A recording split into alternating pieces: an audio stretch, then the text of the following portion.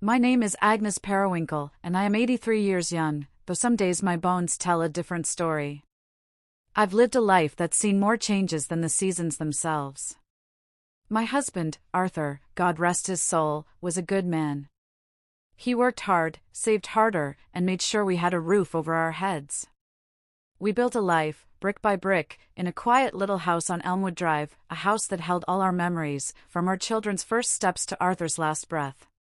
That house, you see, it wasn't just wood and nails, it was the very heart of everything we had, and Arthur, bless his foresight, had made sure it was mine and mine alone, a fact I had kept tucked away like a precious secret. After Arthur passed, the house became a little too big, a little too quiet.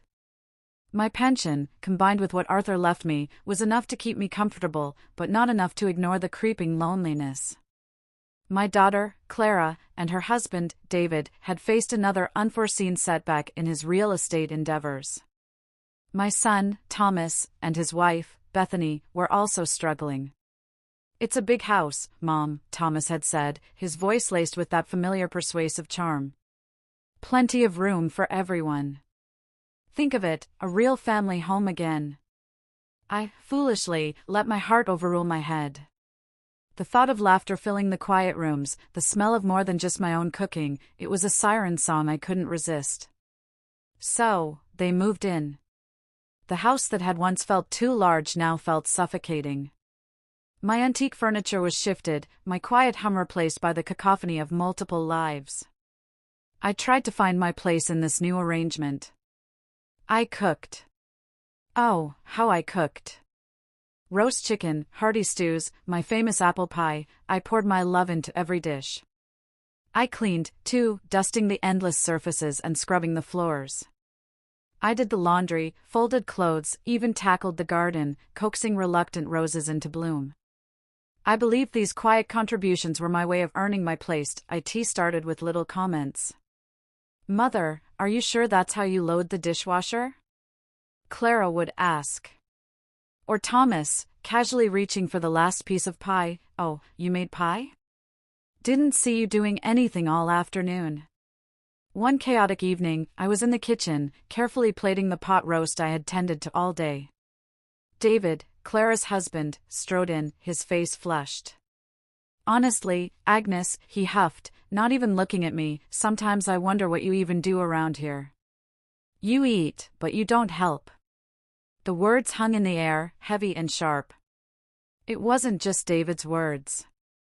It was the silence that followed. It was the way Clara nodded in agreement from the living room. It was the way Thomas, engrossed in his phone, grunted something that sounded like assent. In that moment, surrounded by the bounty of my labor, in the house that was legally mine, I felt utterly invisible. They said, "You eat but don't help." So, I made a decision. I didn't leave that night. That would have been too dramatic, too emotional. No, my decision was cold, like ice forming slowly on a windowpane. For the next 3 days, I became the ghost they already believed me to be. I watched them. I saw how Clara and David had taken over my master bedroom, their expensive clothes spilling out of the closet Arthur built. I saw how Thomas and Bethany used the den as their personal office, stacks of business papers covering the desk where I used to write letters. They were living in my home like it was a full-service hotel, and I was the invisible, unpaid staff. The final straw, if I even needed one, came on Thursday. Thomas approached me, all smiles and false charm. "Mom," he said, leaning against the kitchen counter, "I've got this incredible opportunity. A real game-changer. I just need a small bridge loan, say, $10,000? Just to get it off the ground." He said it so casually, as if asking for a cup of sugar. He was asking to borrow money from the woman his brother-in-law had just accused of being a freeloader. The audacity of it stole my breath. I simply looked at him, my hands gripping the sink, and said, "I'll have to think about it, Thomas." His smile faltered, replaced by a flash of annoyance. That Friday, they announced they were all going away for the weekend. A family bonding trip to a lake cabin. I, of course, was not invited. "You'll be fine here, right, Mother?" Clara said, not as a question, but as a statement. It'll give you a chance to rest. I smiled my polite, grandmotherly smile and nodded. You all have a wonderful time, I said. I helped them pack their bags. I waved goodbye from the porch, a perfect picture of the doting matriarch. The moment their cars turned the corner, the smile fell from my face. I went back inside and pulled out a small, worn suitcase. I didn't pack much. A few changes of clothes, my toiletries, the silver locket with Arthur's picture, and a heavy, metal lockbox from the back of my closet. I walked through the house one last time. Then, I went to the kitchen, took my house key off the ring, and placed it squarely in the middle of the clean, empty counter. I didn't leave a note. What was there to say? They had said it all. I called a cab, and as it pulled away from Elmwood Drive, I didn't look back. I was heading to the Willow Creek Senior Residence, a place I had researched weeks ago, just in case. The room at Willow Creek was small. It had a single bed, a dresser, a small armchair, and a window that overlooked a quiet courtyard. It smelled of lemon polish and faint, lavender-scented soap. After the constant noise and clutter of my own home, the silence was deafening, and it was the most beautiful sound I had ever heard. I sat on the edge of the bed, and for the first time in months, I felt my shoulders unclench. I wasn't a burden here. I wasn't an unpaid maid. I was Mrs. Periwinkle, in room 21B, a paying resident. The dignity in that simple transaction felt like a warm blanket. I spent the first day just breathing. I ate my meals in the communal dining room, where people actually spoke to me. I met a woman named Midge, who had a wicked sense of humor and taught me how to cheat, just a little, at gin rummy. But I wasn't just resting, I was preparing. On Monday morning, I opened the metal lockbox I had brought with me. Inside, beneath my marriage certificate and Arthur's discharge papers, were two things: the deed to the house on Elmwood Drive, and a small, leather-bound notebook. The deed was ironclad. Arthur wasn't a sentimental man, but he was a protective one. When he got his diagnosis, he'd had our lawyer, Mr. Callahan, draw up the papers. The house was put into a trust, with me as the sole trustee and beneficiary. It was mine. Entirely, completely, and irrevocably mine. My children knew I owned the house, of course, but I don't think they ever understood the power that came with that ownership. They just saw it as the family home, a resource to be used. The notebook was something else. It was my secret. For the past 20 years, every time I had helped my children, I had written it down. I picked up the phone at the desk and dialed a number I knew by heart. Callahan and Associates, a crisp voice answered. I'd like to speak to Mr. Callahan, please, I said, my voice steady. This is Agnes Periwinkle. There was a pause. Agnes. It's been too long. Is everything all right? I took a deep breath. Hello, James, I said. Everything is changing. I need to see you. I have the deed, I have my notebook, and I have a question. How quickly can we sell my house? There was a heavy silence. Agnes, what's happened? For the first time in a long time, James, I replied, I'm not in trouble at all. I'm getting out. That notebook sounds like it holds a lot of secrets. If you kept a record of every time you helped someone. My family returned on Sunday night to a dark, quiet house. I know this because Clara called me. I let it ring. And ring. Finally, a text message pinged on my little flip phone. Mother, where are you? The house is empty. Call me. I looked at the message, took a sip of my tea, and turned the phone to silent. I went to bed and slept soundly. The next morning, my phone was a disaster. 12 missed calls from Clara, 8 from Thomas, and 3 from David, each one escalating in tone from confusion to annoyance to outright panic. The text messages were a story in themselves. Are you at the neighbors? Followed by this isn't funny, mother. Then we're calling the police if you don't answer. Around 10 in the morning, I finally answered. Hello, Clara, I said calmly. Her voice was a shriek. Mother! Where are you? We were worried sick. We thought you'd fallen.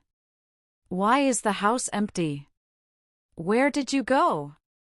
I let her finish. I am perfectly safe, Clara, I said, my voice even. I have moved into the Willow Creek senior residence. I decided it was time. The silence on her end was profound. I had taken control. Willow Creek, she stammered. That's a nursing home. Why would you do that? We're right here. You're supposed to be with us. I didn't feel I was with you, dear, I replied, still calm. I felt I was in your way. And I believed David was right. It was time for the person who only eats and doesn't help to find somewhere else to be. I heard a sharp intake of breath. David's voice came on the line, loud and booming. Agnes, what is this? Some kind of stunt to make us feel guilty? You know I didn't mean it like that. Now, pack your things, we're coming to get you. That was when the old Agnes would have crumbled. But the old Agnes was gone. No, David, you will not be coming to get me, I said, my voice like steel. I am fine where I am. You all wanted the house, you have it. Enjoy. I hung up the phone. I knew this was just the beginning, but I had thrown the first stone. They thought they were worried about me. They had no idea they should be worried about themselves. That same afternoon, I met with Mr. Callahan. He was horrified as I calmly laid out the story. When I finished, he looked at me. Agnes, are you sure? Selling is final. I pushed the leather-bound notebook across his desk. Read it, James, I said. Read what it's cost me to be their mother. James Callahan was more than just my late husband's lawyer, he was his best friend. As he read through my little notebook, his expression shifted from professional concern to quiet, simmering fury. The entries were not emotional, they were factual, written in my neat, looping cursive. May 12, 2004, $5,000 to Thomas for Startup Capital. September 3, 2007, $15,000 to Clara and David for the down payment on their first condo. January 20, 2012, $7,200 to pay off Thomas's credit card debt. He said it was identity theft. August 5, 2016, $3,000 to Clara for the children's essential summer camp. The list went on, spanning 2 decades and totaling a sum that made even James whistle. Agnes, he said, closing the book gently. This is staggering. This is your retirement. This is the money Arthur left for you. I just nodded. It was always just a little help, Mom. I never wanted to keep score, James. I truly didn't. But after Arthur died, I had to. I needed to remember why I felt so poor when we had saved so much. He pointed to the last entry. November 14, 2024, $200 for groceries. David complained I bought the wrong brand of coffee. Thomas asked for $10,000. James stood up, his face set. They didn't just disrespect you, Agnes. They bled you dry. We won't just sell it. We will sell it fast. I know a private broker who specializes in quiet, off-market sales. We won't even put a for sale sign on the lawn. They won't know a thing until it's done. My family, in the meantime, had decided on a new tactic, annoyance. Clara and Bethany started showing up at Willow Creek unannounced. Mother, it's so sad here, Clara would say, wrinkling her nose. You don't belong here. You belong with family. Thomas tried his angle, too, catching me in the hallway. Mom, this is costing a fortune. Why are you wasting your money on this place when you can live at home for free? The irony was so thick I could have choked on it. They weren't worried about me. They were worried their free ride was over. And they were right. The notebook changes everything. The plan was beautiful in its simplicity. James handled everything.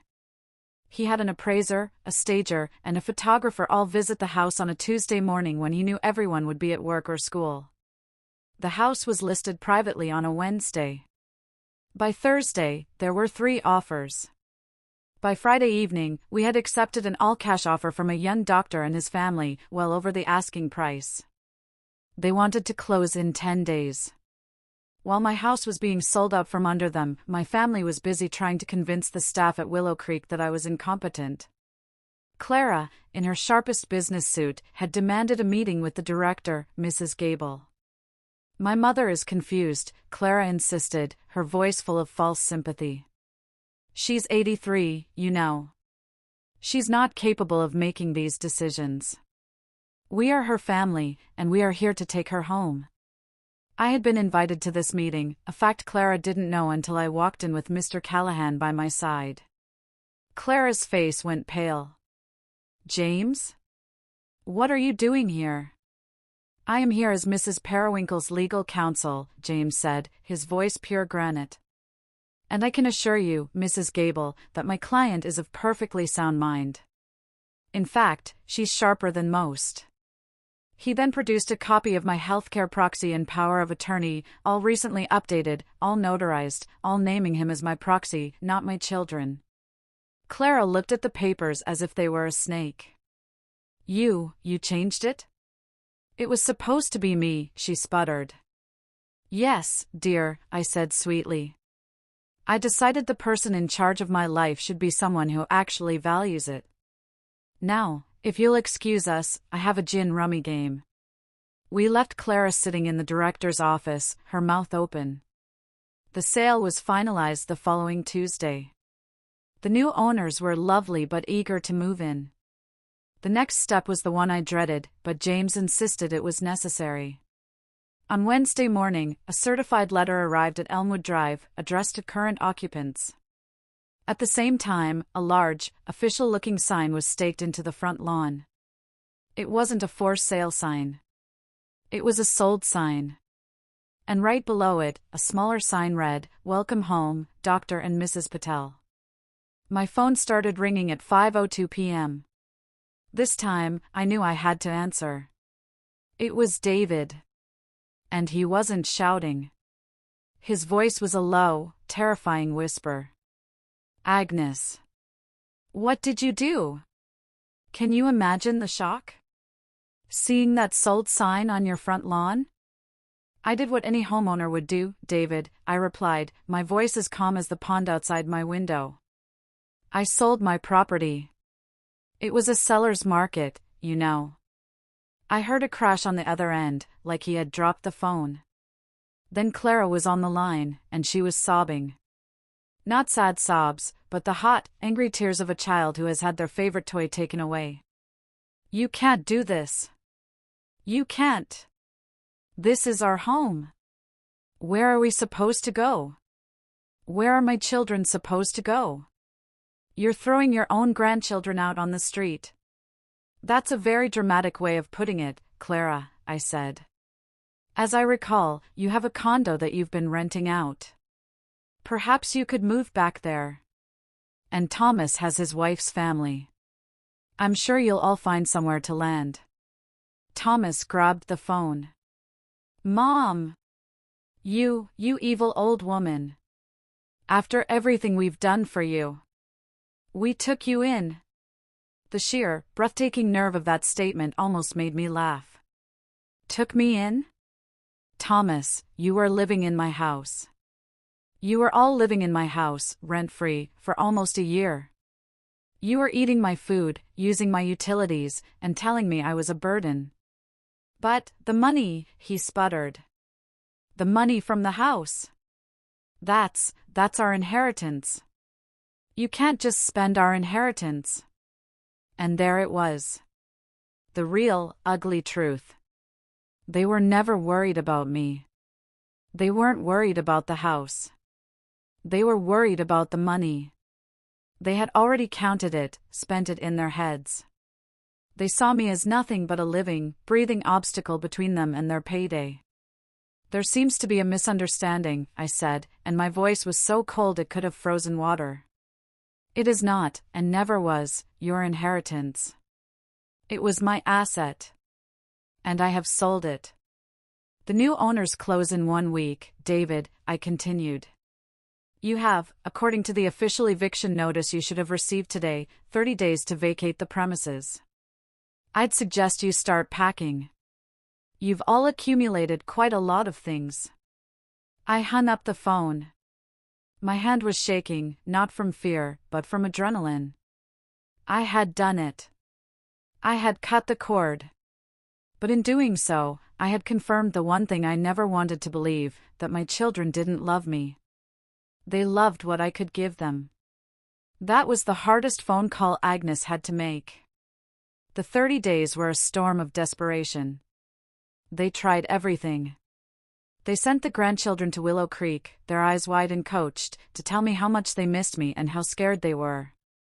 It almost broke me, but I knew I was not the one who had put them in this position. Your parents are adults, my dears, I told them gently. They will figure this out. This is not your fault. Then came the legal threats. I received a furious letter from a lawyer Clara had hired, claiming I was mentally unfit and had been unduly influenced by Mr. Callahan. They were seeking to have the sale annulled and to have me declared a dependent. James and I met them in a sterile conference room. Clara, David, Thomas, and their bulldog of a lawyer sat on one side. Me and James sat on the other. Their lawyer started, all bluster and accusation, talking about elder abuse. When he was finished, James just smiled. Are you done? He asked. He then slid 2 binders across the table. Binder 1, he said, is a full psychiatric evaluation of my client, Mrs. Periwinkle, conducted 3 days ago by a board-certified geriatric psychiatrist. It declares her exceptionally sharp and fully competent. Binder 2, he said, and his smile widened, is a copy of Mrs. Periwinkle's personal ledger. He opened the binder. You claim your clients took Mrs. Periwinkle in, James said, his voice filling the room. But this ledger shows that my client has been financially supporting your clients for 20 years. He began to read. $5,000, 2004. $15,000, 2007. $7,200, 2012. He went on, page after page. Clara's face went from angry to ashen. Thomas looked like he was going to be sick. The total, James said, not accounting for inflation, is over $180,000 in loans and gifts. That's not including the free rent, food, and utilities for the past year. My client is not the one who has been taken advantage of. If you pursue this frivolous lawsuit, I will not only countersue for harassment, I will file a civil suit for repayment of every single dollar in this notebook, with interest. Are we clear? Their lawyer looked at his clients, who were utterly defeated, and slowly nodded. We are clear. The fight was over. The notebook saved the day. It's proof. I didn't see them go. Mr. Callahan handled the final walkthrough. He told me the house was a mess. They had left trash, broken furniture, and angry, spiteful holes in the walls. They had taken their revenge in the only way they had left, by being destructive. It hurt, but James had already hired a crew to clean and repair everything for the new owners. The sale closed, and suddenly, a very large sum of money was sitting in my bank account. It felt strange. It was Arthur's legacy, my security, and the price of my freedom. I sat with James in his office, looking at the final statement. So, what now, Agnes? He asked.